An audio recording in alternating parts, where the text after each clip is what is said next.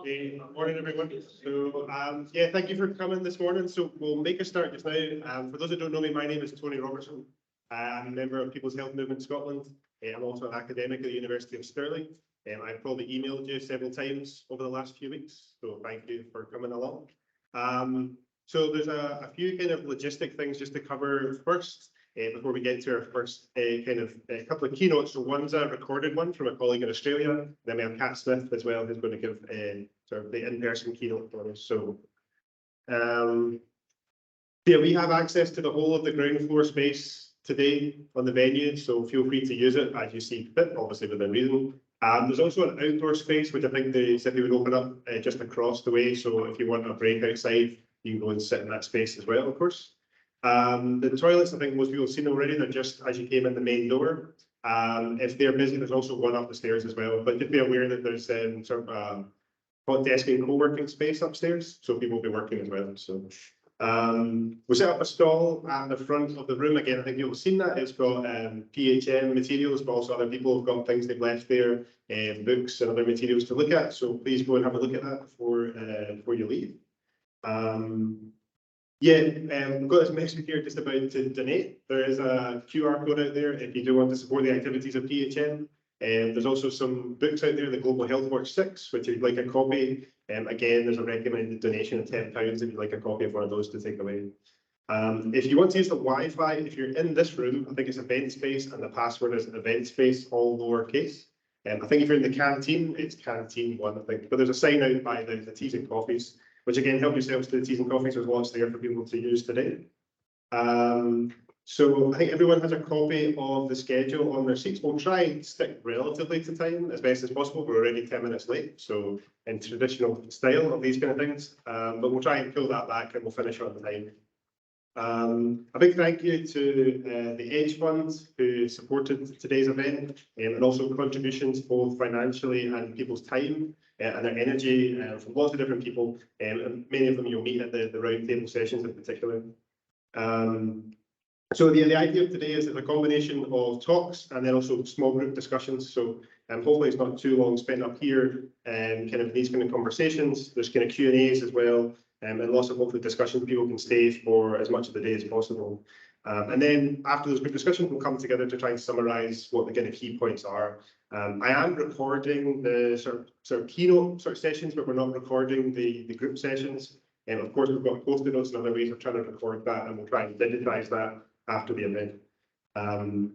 If you are on social media, the hashtag is PHAScot23, so please feel free to use that. And you can find us on Twitter and Instagram as well, or on the website. So for those that don't know already, the overall purpose of PHM Scotland is to build a health activist network or movement in Scotland, because we view health as being intrinsically political and being an advocate is not enough. And hopefully that's why most people are in the room today. But today's aim in particular is to bring people together to help make visible what needs to happen in the country, to finally make a difference to the health of the population and to health inequalities, building a stronger movement in the process. So it's not a small aim from today's session, but this is a starting point for some people, and that would be great if there's energy in the room and then when we leave today as well. Again, you've got this on the slide and on the printout, so I won't read it all out. But these are the kind of key objectives we had for today, was basically bringing people, communities and campaigns together. We want to, again, examine some of the sort of key health issues in the country just now and obviously some of the solutions to that, and in just inspiring and building a stronger public health movement. So I've got a few slides just about the history of PHM. I'm aware that not everybody will be linked into that directly. The aim, as I mentioned, is about building this kind of progressive movement with a focus on health for all. We've also got the Scottish group, there's a UK group as well, and if there's global groups in countries across the world, there's different PHM factions. Now, in the keynote, I'm going to play with the recorded video from David Legge, who's a colleague in PHM Global.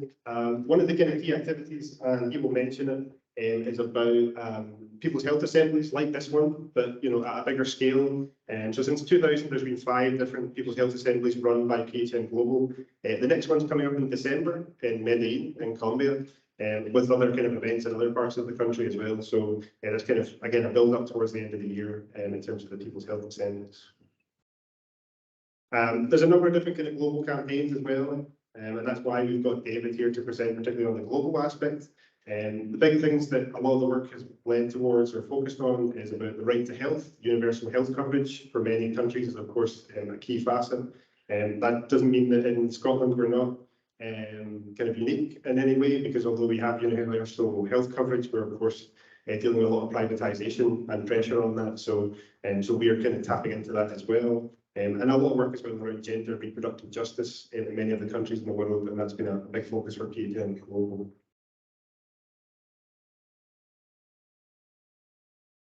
So yeah, I've got a video. It's about, I think, 7 minutes from David, who's going to again give a little bit of a background of his background around PHM Global, and then we'll kind of move on to the keynote from Kat as well after this video. So.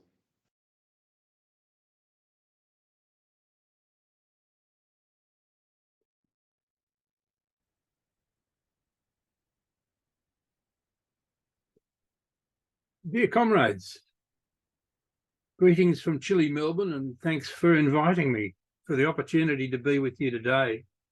I only wish I could be with you in person. I'll start with a few words about my own trajectory through the People's Health Movement, then reflect upon the 4 People's Health Assemblies that we've had since 2000, and I'll draw out some reflections on the theory of change which holds PHM together, and then I'll end by exploring some questions of strategy, focusing on our current planning for PHA 5 in Colombia in December this year. A brief introduction to me. I come from a mix of Scottish Congregationalists and English Jews, with quite a few ministers, at least one rabbi and several communists in the background. Even while I was plodding through medicine, I was reading Marxist political economy, trying to make sense of the injustices of imperialism, colonialism, and transnational capitalism. During the 1970s, I was very involved in the community health movement in Australia, in particular exploring the role of community involvement in addressing the social determinants of health. Community health flourished in Victoria in the early 1970s, well before the celebration of primary health care in the Alma Ata Declaration in 1978. I joined the Public Health Association of Australia in 1974, and from that time, my home community was the Political Economy of Health interest group in PHA. In the same year, 1974, the United Nations adopted the call for a new international economic order. 4 years later, the Alma Ata Declaration identified that a new international economic order was of basic importance to the fullest attainment of health for all. I shall come back shortly to the NIEO. In late 1970s saw the rise of stagflation, the combination of economic stagnation and stubborn inflation. The response of the Reagan administration of the time was a steep increase in interest rates to a peak of 20% in 1981. This was associated with fierce union busting led by Thatcher and Reagan. The cover story was that inflation was being driven by the insatiable demand by workers for more pay, so the unions had to be destroyed. The rate hike of 1981 also had a devastating impact on the third world. It precipitated the debt crisis, and with that came the IMF and structural adjustment.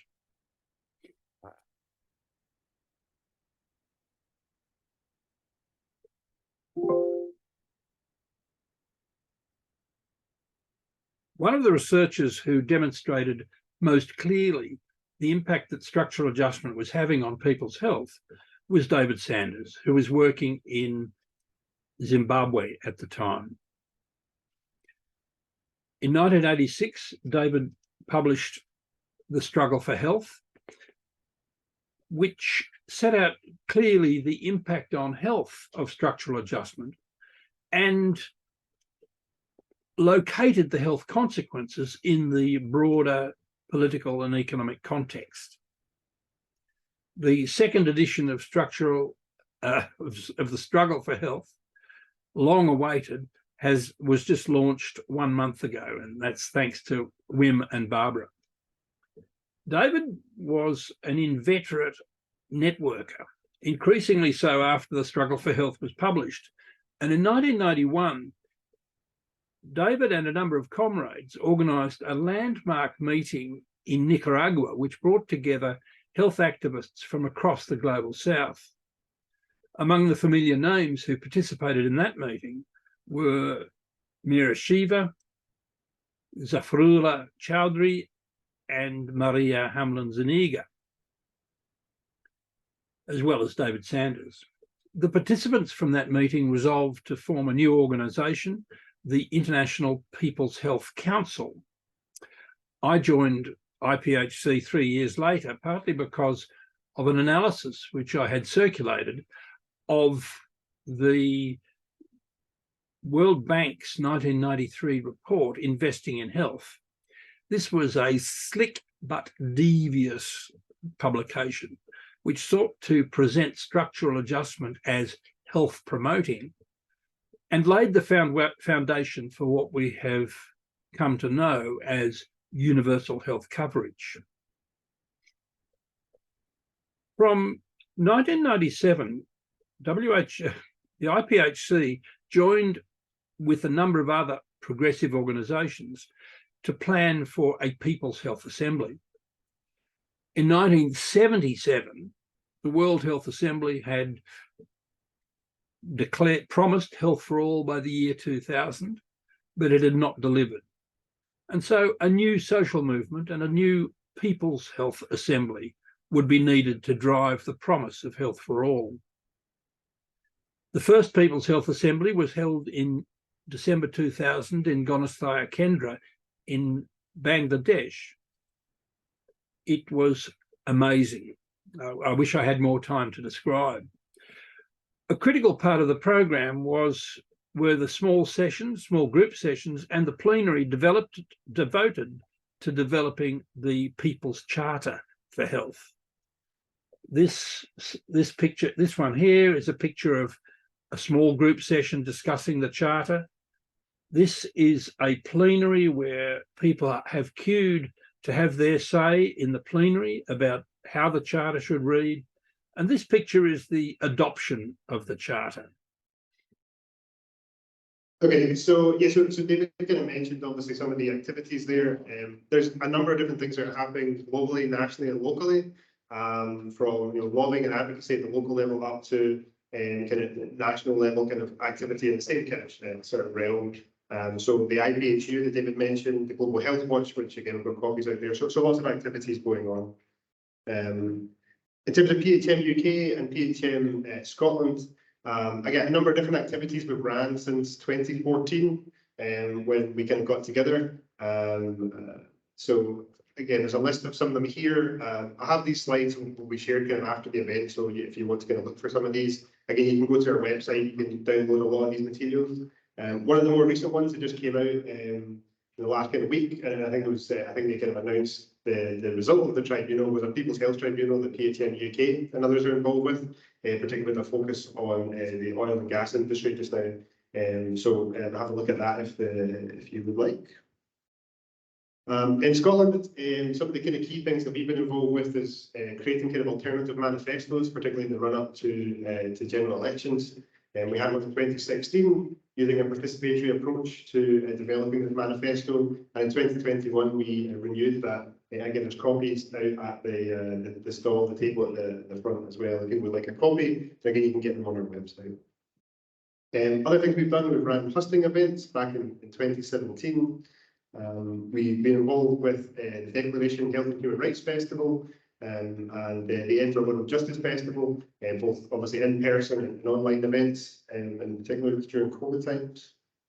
The last kind of major sort of in-person event we had before COVID was a public hearing focused on mental health inequalities at the time in Edinburgh. Again, you can see some of that sort of video recordings on our website. And then kind of during obviously the key parts of COVID in 2021, we did a people's health inquiry, getting different evidence from people across the city of Glasgow about their experiences of COVID and the impact, particularly on health inequalities. And again, we've kind of produced a report from that is available. So lots of different activities, lots of different things that people can kind of tap into. And so that's, yeah, a very brief kind of summary of PHM.